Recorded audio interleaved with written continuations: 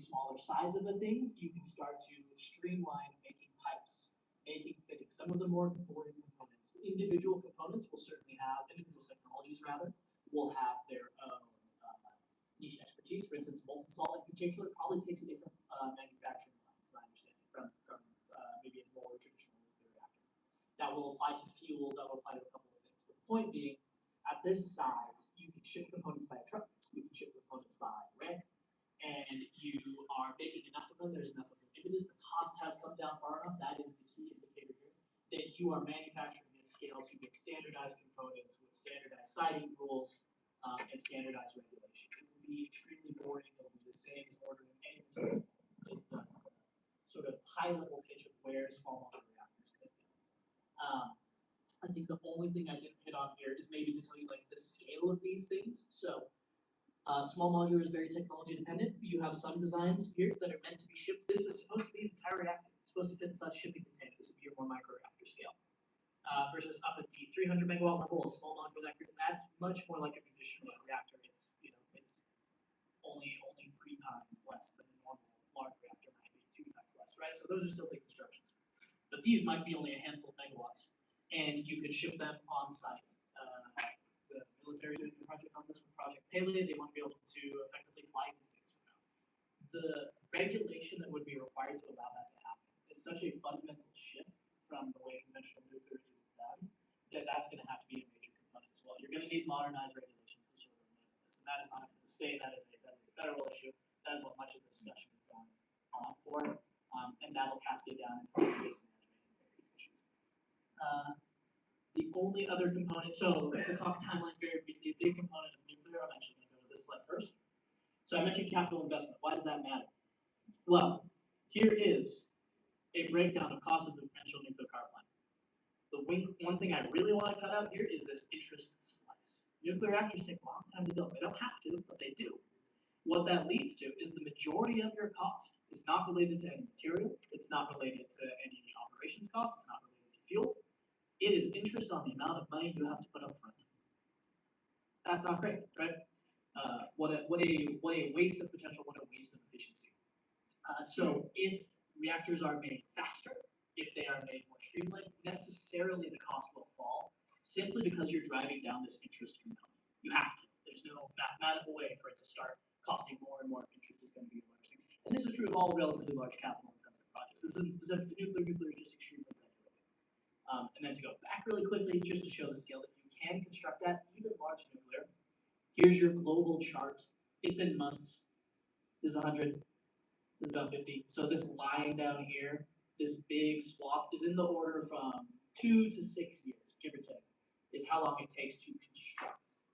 That is not the time it takes to license. That's not the time it takes to site. That's not the community engagement required, the environmental, the studies, the seismic studies you need to do. That's a much larger process, but the construction itself does not have to take that long. And small modular should make that faster.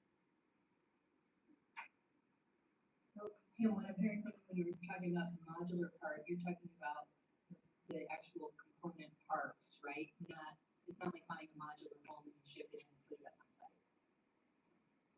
Some companies want to do that. That's the whole goal of shipping you a container with a functioning microreactor. They don't. The point would be that no one has done that at scale commercially. But there are many companies that are interested in deploying those. Okay. All right. So a question for you then on when we're talking about nuclear, can you explain who pays for the construction of the plants? Is it the utility company? Is it private enterprise? Is it utility customers? Is it the state?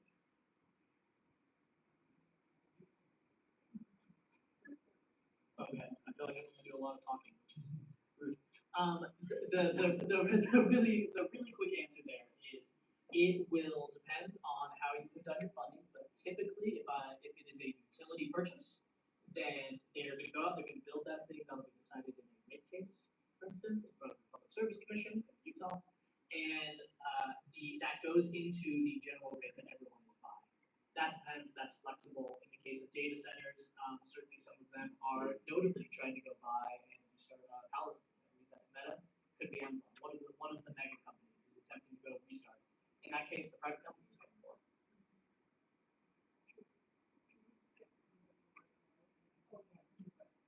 So we have, I have questions in front of me, Q and A that came in, online. So if you have, we also want to entertain the ones that are active in the room today. So if you could please write your question down on a card and pass it to the center, and anyone on the edge who has some cards. I've got some other folks who are going to collect them and bring them up and forward. And in the meantime, I'll just go through some of these other questions that we have, okay? Also, so I don't understand the Trump administration is interested in identifying nuclear hubs across the United States in which the entire, or most of the life cycle of nuclear, from fuel procurement to producing power to actually storing it, would be done on site in the same hub. Can you go a little into a little more detail on that, and what is Utah's interested in? Yeah, I certainly can, and if you've been following headlines, this is the Nuclear Life Cycle Innovation Campus that you maybe saw in Tooele at the state council. This is a pretty novel concept for nuclear. The nuclear fuel cycle is made up of like 7 different components, give or take, depends how you slice it. But importantly, it's you've got front end making the fuel, you've got using it in your reactors, and you've got back end storage and management. Well, I'm not going to switch slides anytime soon. Thank you so much. The Nuclear Life Cycle Innovation Campus, it would be first of a kind for the United States, really first of a kind globally. Typically, you just don't co-locate most of these facilities. That's just a fast regulation. That's how we have done them. But the Trump administration swap has been, can we co-locate these things? Can we co-locate conversion with an enrichment facility, with on-site fuel fabrication, and then maybe on-site power generation? That's the pitch that sort of went out to the states, and that is what the office directly has responded to, that Governor Cox has responded to. It is an expression of interest in that we would be open to hosting one of these hubs. The very, very high level, and I won't go into a ton of detail with, is that the advantage to co-locating a bunch of these things is given the regulatory burden in siting these various facilities, because anything touching radioactive materials will be sort of fallen under a more stringent level of regulation. That co-location saves you money. It saves you potentially environmental studies. It saves you transport costs, which are expensive. It saves you time, and because you're going out and you're sort of all at once doing as many of these studies as you can, with the thought being that one of them is going to be the most strict. One of them is going to be the largest seismic requirement that's sort of going to set the standard for all this stuff. But I'll say that this is still an influx progress, but that's how the state approaches its application for this sort of innovation concept. Oh yes, and Tracy reminded me. It is available on our website. If you go to, or if you Google OE Publications Utah, you'll see it there. There's a big old banner that highlights it. If you have questions on it, by all means, we'd love it. Another question is on the amount of nuclear waste. So I don't know if Jeremy Pearson has arrived yet, but Jeremy, I think, had a great analogy from on this. But I'm going to ask you to, if you can help frame this up for our audience. If I use nuclear power as my sole source of energy throughout my entire life, give me an idea of what's my nuclear waste pile look like at the end of my life. Yeah, Galen's gesturing. Tiny. Teeny tiny. Size of your hand, give or take. Smaller.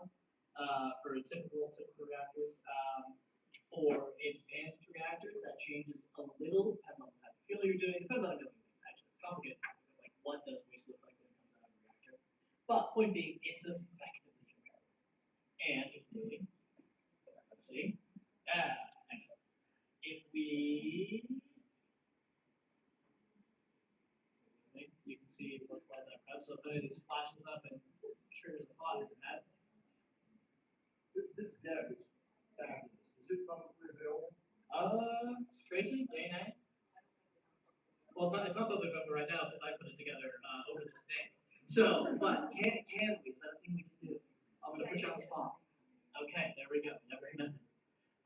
Yeah, and I think I did a decent job at sourcing, and I'm actually not seeing the image I want to do you, so I will just show you this one. Spitful comes out, sits in a pool, looks like this, put it into dry gas storage. And apparently I forgot to include the visualization I wanted to, but the common trope you'll find on this is all of the spent nuclear fuel in the United States is about 100,000 tons. probably the main continent actually, it's fine.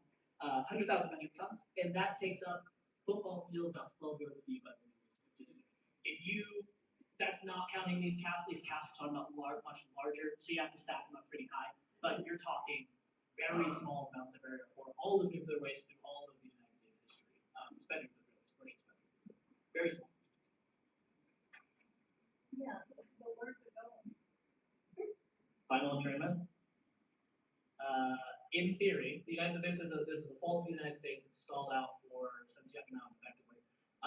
We don't know. To be determined by the federal powers that be. They were supposed to be a solution 30 odd years ago. And here we are. So part of the nuclear division campus is to sort of solve that repository question because it is, given all the you speak for this, but it's primarily a political question. Technically, this is solved. There's no reason you can't dig a hole and put stuff underground, which are sort of the pitch solutions. There are many ways to keep spent fuel safe for the millennia that it will take for it to get back to not radioactive. This is not a technical issue. It is not in my backyard. It is a candid set of upfront conversations. Yucca Mountain has been on the table as a possibility for a very, very long time. The point being, there's no technical challenge to this. Okay? Yes? Okay, but still is a challenge, right? I mean, I was talking about in, I lived in San Diego for 30 years. The fact that technically something doesn't mean something goes on waste. Still there. In decaying gases. So what's going to change so that politically it's not, it's been an issue for 30 years.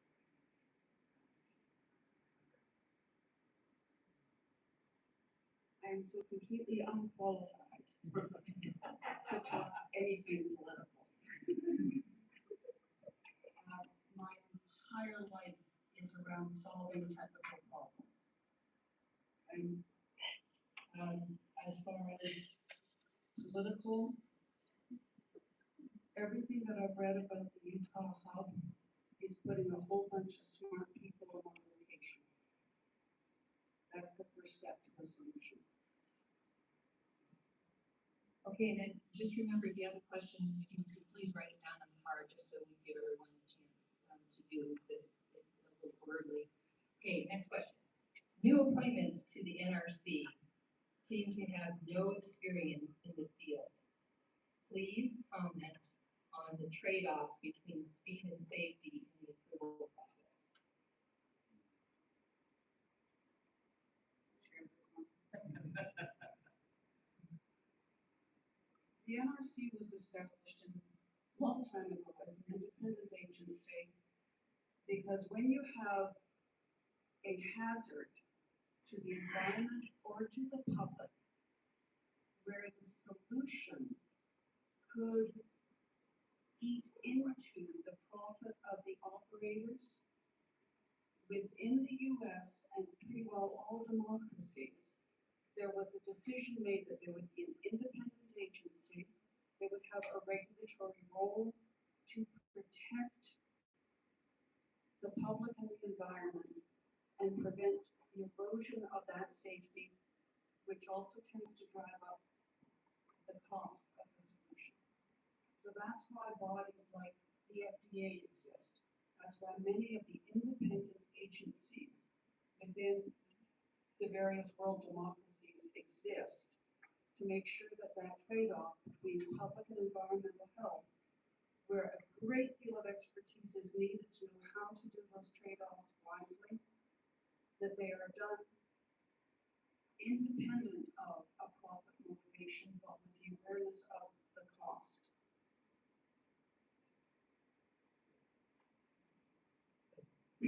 What I will add,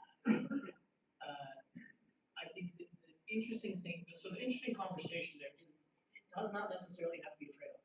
In my mind, it isn't. There's no reason for it to be.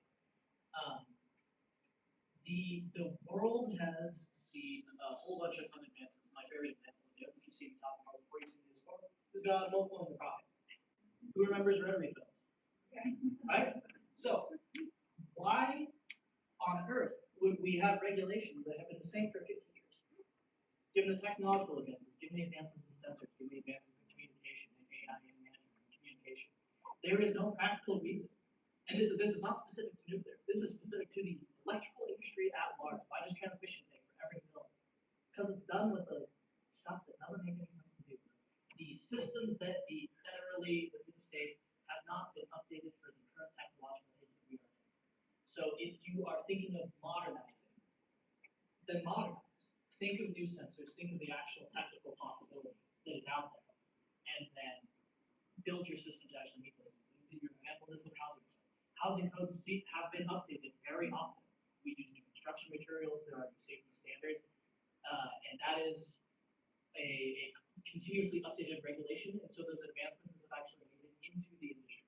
That is not true of electricity generation by and large, that's not true of electricity markets, that is not true of nuclear regulation. The whole industry is sorely due for a large upgrade.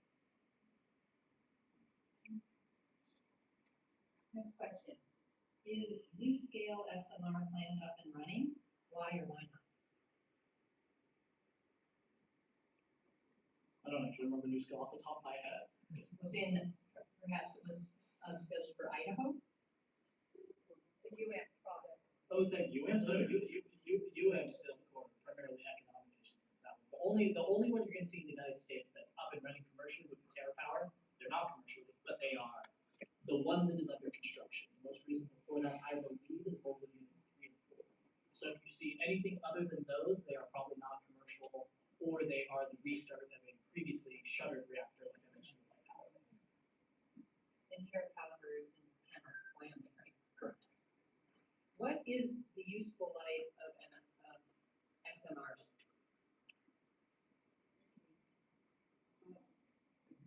Decades, 30 plus years. They're not a flash in the pan. These will be stable anchors for power supply to the communities and to the grid. Well, and many of our current light water reactors have been online for what, 50, 60 years? And they've had significant refurbishment plans executed. So whenever a design is done and a facility is built, there's a lifetime assigned to it. And that lifetime is a function of the components, the wear on them, metal fatigue. There are many elements that get considered in the design.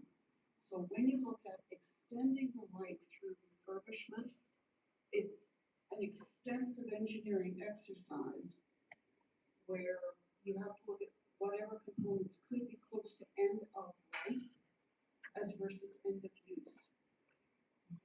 I've got coats in my cupboard that are end of use, they're not end of life. Okay? And that's the distinction to remember here.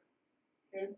So a small modular nuclear reactor is a very passively designed unit. And to my understanding, their design lives are in the order of 30 years. That's without refurbishment. Okay.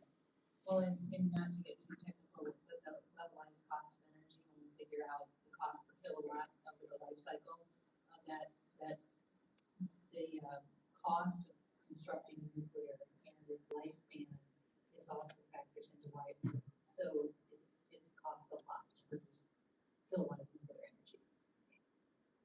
Yeah, absolutely. If there's more questions on cost, I have got many slides that talk about it. Of all the complicated issues, that is maybe my favorite to talk about, but it's technical. I'll warn you now. So very high level of cost of electricity is not a great way to plan your electrical grid. You want to do systemic planning, you want to think about this stuff systemically. That's how costs operate.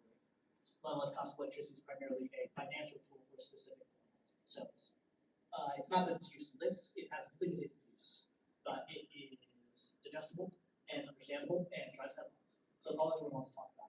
But it's a poor way to do everything.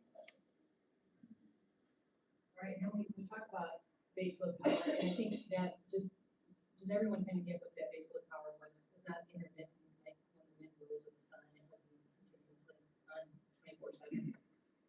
Fervo Energy is already successfully generating electricity in central Utah with enhanced geothermal energy. They say there's enough hot rock in the area to power all of Utah.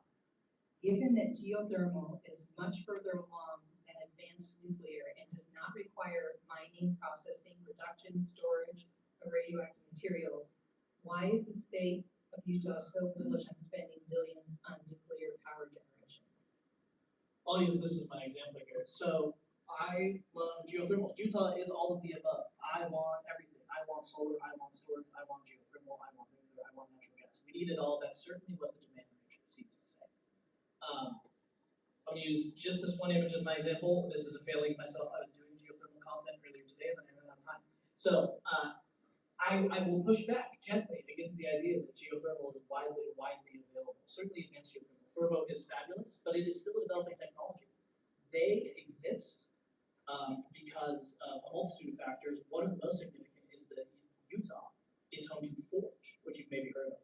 That is effectively the United States' leading geothermal researcher on advanced geothermal, deep geothermal, like Fervo is exploiting.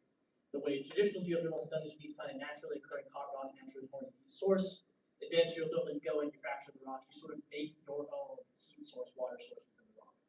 That was pioneered at Forge, and because Forge characterized that area, Fervo was able to go in and, with low risk, do energy development and sort of start expanding commercial development. But they're one company, and they're selling not to Utah, they sell to California, because California pays 3 times as much as we do for energy. You do not want Fervo coming to Utah right now. It is too expensive. It's 3 times the cost. And that would go to the ratepayers. California has mandated that. And clean energy, clean dispatchable energy, reportedly, since California has a nuclear moratorium, is in very, very short supply. So they have made the conscious financial decision to go out and procure that, in which case there are very limited players. Fervo is one of them. We love Fervo. They're fabulous. It is still developing. And the point I want to make here, why I came to this slide, I was trying to find geothermal content. I was going to include it. However, here's the issue. These comparisons don't exist. I can't find them. At least in the couple of hours of searching I did today. And I'm pretty decent at finding this stuff. The knowledge is not out there. The information is not out there to sort of come and do these larger systemic analyses. For like, hey, when you actually implement this thing, what does it really cost? Beyond what does it cost to build a plant, what does it cost to drill a hole? It's not made it into the body of research that I've been able to find. So if you do find it, by all means send it to me. But that's the point I want to highlight. It is very much still an emerging technology. Fervo is fabulous. Geothermal is fabulous. I would love to talk about it more. There's going to cover the bottom. The state is invested in it. We are actively pursuing it. And I have one of my researchers is a geothermal fellow. He focuses exclusively on geothermal. And we're focusing on that financial issue right now. How do you get geothermal to be commercially, financially available, specifically advanced geothermal? So it's something I think about this several times a week, many, many hours. We certainly don't ignore it, but it's still emerging technology. Next question. The White Mesa Ute Mountain Ute Tribe has concerns about uranium mining, concerns about negative health outcomes, exposures, and a lived experience with resource extraction from which they receive little to no benefit. Given those concerns, how can you justify the human, societal, and monetary costs associated with nuclear? Ooh, that's a heavy one. So I will lead by saying the state, myself, everyone interacted, we do not want to ignore that history. We want to address it directly. The United States as a whole has got a storied and extremely controversial issue with nuclear in general. Much of that is weapons related, but it sort of doesn't matter. There's speculative uranium mining in Moab. I was recently at a celebration event for the 16th tile of the 16 million ton removal from a Moab tailings pile that was bad enough that it led to federal legislation change on how we do mining and tailings pile storage. That history is real. We acknowledge the communities that have been impacted by it and the continuing impact there. I wrote down notes for this one. Very seldom do I take notes, but we do take this extremely seriously. So, in acknowledging that history and the broken trust, the feelings of those communities, we have started actively actively engaging these communities as part of this public campaign, but as part of our general office, sort of public engagement. So specifically around White Mesa, we are in communications with the White Mesa community, White Mesa leaders, of course, but also Navajo Nation local chapter houses. We're doing that engagement right now. We're continuing to do that engagement right now to get out to understand the concerns. Similar to what we're doing here. What are your concerns? What can we do to help? What do we understand? With the acknowledgement that, again, we are not. But what I can say about the regulations is they're taken extremely seriously. So the Department of Environmental Quality exists, Environmental Protection Agency exists, and around White Mesa there are ground monitoring wells. To my knowledge, there should be an update on the groundwater monitoring, my apologies, later this year, and we'll have more information there.